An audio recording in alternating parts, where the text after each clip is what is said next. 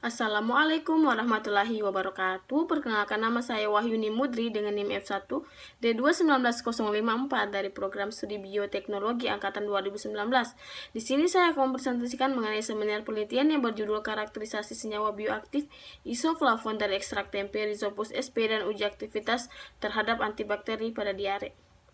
Poin pembahasan yang pertama yaitu latar belakang, yang kedua yaitu rumusan masalah dan tujuan penelitian, yang ketiga yaitu manfaat penelitian, dan keempat metode penelitian, yang kelima yaitu hasil dan pembahasan, dan keenam adalah kesimpulan dan penutup. Hal yang melatar belakangi penelitian saya yaitu tempe merupakan salah satu komoditas yang sangat luas yang terkenal di Indonesia, dan tempe juga merupakan salah satu makanan fungsional yang sangat digemari oleh penduduk di Indonesia, terutama di Pulau Jawa.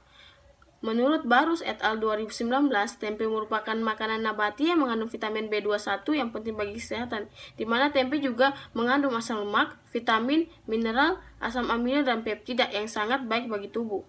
Tempe juga mengandung sekitar 35% protein yang terbentuk selama proses fermentasi, di mana sangat baik bagi kesehatan. Dalam proses pembuatan tempe, salah satu bahan yang digunakan adalah kedelai. Kedelai menurut Fristadeka K2018, kedelai juga mengandung antioksidan berupa isoflavon yang dibutuhkan untuk tubuh untuk menghentikan reaksi pembentukan radikal bebas, di mana kedelai ini merupakan salah satu sumber bahan pangan yang penting karena memiliki daya guna yang sangat luas, seperti memiliki nilai gizi yang tinggi dan menghasilkan zat-zat antioksidan. Nah, menurut Mariali 2019, tempe adalah makanan yang terbuat dari biji-bijian atau ampas tertentu yang dibuat dengan cara fermentasi dengan menggunakan ragi tempe sehingga terbentuk jamur atau kapang yang akhirnya membentuk tempe, di mana pembentukan tumbuh jamur pada kapang ini itu disebut miselium pada permukaan tempe. Tempe adalah makanan yang difermentasi dan menggunakan ragi. Nah, di dalam ragi tersebut terdapat mikroorganisme yang dapat membantu dalam proses fermentasi pada tempe. Mikroorganisme yang membantu dalam proses fermentasi tempe yaitu Rhizopus sp, di mana Rhizopus sp merupakan salah satu jamur, benang atau kapang yang mampu memfermentasi kedelai menjadi tempe. Rhizopus sp umumnya berwarna biru atau hijau yang berupa serat-serat pada permukaan tempe yang terbentuk, yaitu miselium. Rhizopus memproduksi antibiotik yang melawan beberapa mikroba penyakit. Mengonsumsi tempe terus-menerus sangat memberikan efek yang sangat baik bagi kesehatan. Efek antidiare pada tempe berhubungan dengan karakteristik antibakterinya. Dapat dilihat pada slide kandungan gizi pada tempe seperti protein, lemak, serat, kalsium, fosfor, besi, vitamin A, vitamin B1, vitamin C, dan karotin. Rumusan masalah pada penelitian ini, yang pertama bagaimana memperoleh senyawa bioaktif isoflavon dari ekstrak tempe, yang kedua bagaimana mengetahui uji aktivitas antioksidan dari ekstrak tempe sebagai antibakteri pada diare. Manfaat tujuan penelitian yaitu memperoleh senyawa bioaktif isoflavon dari ekstrak tempe, yang kedua mengetahui uji aktivitas antioksidan dari ekstrak tempe sebagai antibakteri pada diare. Manfaat penelitian ini, yang pertama, untuk memperoleh informasi dari kandungan dan pemanfaatan tempe tersebut. Yang kedua, memanfaatkan senyawa bioaktif isoflavon dari ekstrak tempe Rhizopus sp bagi kesehatan tubuh. Yang ketiga, yaitu menambah wawasan dalam uji aktivitas antioksidan dari ekstrak tempe Rhizopus sp sebagai antibakteri pada diare. Metodologi penelitian, waktu dan tempat. Penelitian dilakukan pada tanggal Juni sampai September 2022 yang bertempat di Laboratorium Unit Botani FMIPA UHO. Jenis penelitian yaitu bersifat eksperimental. Variabel penelitian yaitu ada variabel bebas dan variabel terikat. Variabel bebas yaitu senyawa kandungan isoflavon, dan variabel terikat yaitu antibakteri ekstrak tempe terhadap bakteri Staphylococcus aureus. Definisi operasional, yang pertama definisi tempe, kandungan tempe, senyawa isoflavon, antibakteri pada diare. Prosedur kerja, yang pertama persiapan alat dan bahan, pengambilan sampel, pembuatan media isolasi, yang keempat sterilisasi alat dan bahan, uji ekstrak senyawa isoflavon tempe, uji antioksidan dengan metode DPPH, dan uji aktivitas antibakteri. Yang pertama, persiapan alat dan bahan. Alat yang digunakan dapat dilihat pada slide. seperti lumpang dan alus, sendok, saringan, wadah, tisu, penggaris, kamera, dan alat tulis. Sedangkan bahannya tempe atau Rhizopus sp sebagai bahan uji dan gula serta alkohol. Pengambilan sampel tempe atau Rhizopus dengan berbahan dasar kedelai. Sampel ini dapat diambil dijual di pasar. Kemudian sampel ini dimasukkan ke dalam wadah sampel yang diberi label, kemudian dibawa ke laboratorium untuk diisolasi dan diidentifikasi senyawa isoflavonnya. Kemudian dilakukan pembuatan media. Pembuatan media dapat dilihat pada slide. Media isolasi senyawa isoflavon dan uji aktivitas antioksidan pada tempe dengan variasi lama waktu fermentasi dan metode ekstraksi. Pengujian fitokimia dengan menunjukkan adanya kandungan senyawa isoflavon pada ekstrak tempe dalam mengatasi diare anak. Karakterisasi senyawa bioaktif isoflavon dan antioksidan dari bahan baku pembuatan tempe yaitu dapat dilihat dengan metode yang digunakan yaitu ekstraksi isoflavon dengan metode maserasi yang untuk diidentifikasi isoflavon dan uji aktivitas antioksidannya dengan menggunakan metode DPPH. Sterilisasi alat dan media menggunakan media uap panas bertekanan dengan autoklaf pada suhu 121 derajat Celcius selama 15 menit. Uji ekstrak senyawa isoflavon pada tempe dengan metode maserasi dengan menimbang sampel sebanyak 100 gram dan diblender sampai hancur, kemudian dimaserasi dengan penambahan etanol 70% sebanyak 250 gram selama 24 jam. Residu dari hasil maserasi disaring dan diambil filtratnya. Residu kemudian ditambahkan 100 ml etanol 70% kemudian dimaserasi selama 24 jam. Filtrat hasil maserasi kemudian dipekatkan dengan rotary evaporator hingga diperoleh ekstrak yang kental. Ekstrak tersebut dihasilkan diidentifikasi senyawa isoflavon dengan metode HLPC. Uji antioksidan dengan metode DPPH, di mana sampel ini direaksikan dengan larutan DPPH.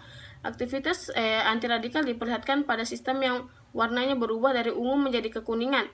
Perubahan warna larutan menunjukkan aktivitas penangkapan radikal bebas DPPH dan dapat diukur dengan perbedaan absorbansi yang dihasilkan pada sampel dibanding dengan kontrol. Dan sedangkan uji aktivitas antibakteri dilakukan dengan menggunakan metode diffusion atau Kiltburn dan dengan uji fitokimia.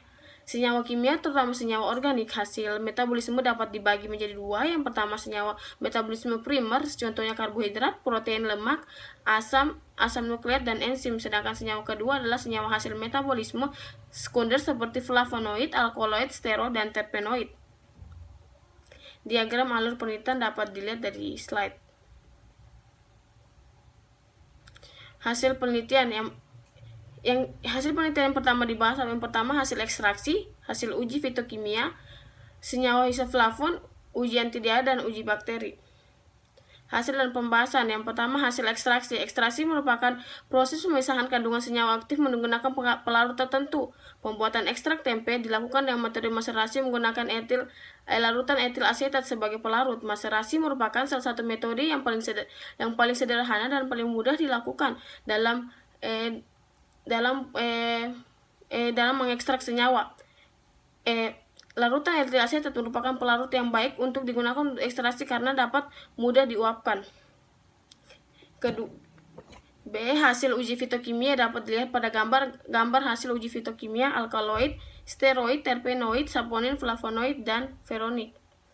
Hasil uji fitokimia menunjukkan adanya kandungan senyawa fenolik dan saponin pada ekstrak tempe. Ditandai dengan positif uji fenolik yaitu larutan berwarna coklat kehitaman, dan hasil uji saponin terdapat busa yang stabil. Sedangkan pada uji alkaloid, steroid, terpenoid, dan flavonoid menunjukkan hasil yang negatif. C. Senyawa isoflavon pada tempe. Senyawa isoflavon dalam kedelai terbentuk senyawa konjugat dengan gula melalui ikatan oligosidik selama proses fermentasi. Ikatan oligosidik terhidrolisis sehingga akan dibebaskan oleh senyawa gula dan isoflavon aglikon bebas. Senyawa isoflavon ini dapat mengalami transformasi lebih lanjut membentuk senyawa transformasi yang baru yang mempunyai aktivitas biologi lebih tinggi. Senyawa ini terbentuk selama proses fermentasi kedelai menjadi tempe oleh aktivitas mikroorganisme. Seperti terdapat pada tabel 3 kadar isoflavon pada olahan kedelai. Selanjutnya uji aktivitas antibakteri. Kapan Rhizopus memproduksi antibiotik yang melawan beberapa mikroba yang penyebab penyakit. Efek antidiare tempe ini berhubungan dengan karakteristik antibakterinya.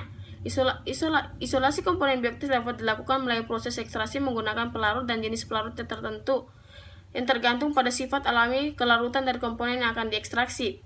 Metode ekstraksi dan konsentrasi pelarut merupakan faktor ekstrintik yang penting dalam penentuan sifat antibakteri pada tempe yang diekstraksi.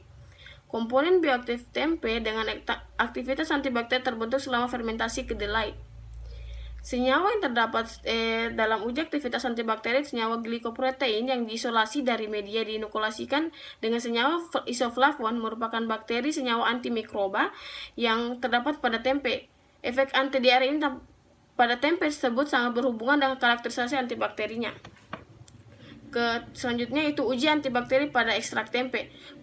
Terdapat pada slide itu hasil uji aktivitas antibakteri pada ekstrak tempe dengan konsentrasi 25%, 50%, 75% dengan melakukan 3 pengulangan. Pengukuran daya kerja antibakteri dilakukan dengan metode difusi sumur. Bila senyawa yang diujikan mampu menghambat pertumbuhan bakteri, maka akan terlihat zona jernih di sekeliling zona hambat. Luas daerah bening ini menjadi ukuran kekuatan daya kerja antibakteri. Pengukuran daya kerja antibakteri dilakukan dengan metode difusi sumur. Luas daerah bening ini menjadi ukuran kekuatan daya kerja antibakteri. Hal ini membuktikan bahwa bahan yang bersifat antibakteri terdapat pada tempe berpengaruh terhadap daya antibakteri.